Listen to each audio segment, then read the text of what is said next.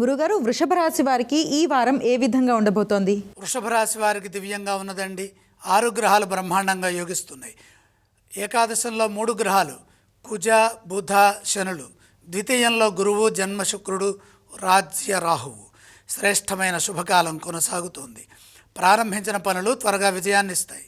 విశ్వాసంగా పనిచేయండి, వ్యాపారంలో కలిసి వస్తుంది. ఏ విషయానికై మీరు ఎక్కువగా ఆలోచిస్తున్నారో అందులో మీకు విజయం ఉంటుంది. ఉత్సాహంగా నిర్ణయాలు తీసుకొని వాటిని అమలు చేయడం ద్వారా ఉత్తమ ఫలితాలు సాధించవచ్చు.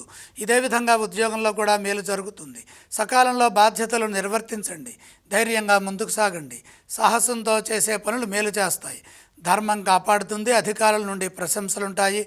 శ్రమకు తగిన గుర్తింపు లభిస్తుంది. ధన విషయంలో ఎటువంటి ఇబ్బందులు ఉండవు.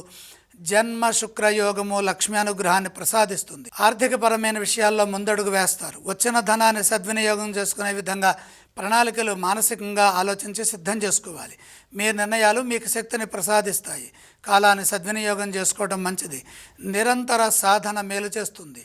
వారం మధ్య భాగంలోనే అదృష్ట యోగం సూచితం. ఈ రాశి వారు ఏ స్తోత్రాలను పఠించాలి? వృషభ రాశి వారు శ్రీ లక్ష్మీనామాన్ని స్మరించడం మంచిది. ఈ రాశి వారు ఏ ఆలయాలను సందర్శిస్తే శుభ ఫలితాలు కలుగుతాయి? లక్ష్మీ అష్టోత్తరం చదువుతూ లక్ష్మీ దర్శనం చేస్తే మేలు జరుగుతుంది. ఈ రాశి వారు ఏ దానాలు చేస్తే మంచిదంటారు? దానాలతో పని లేదు.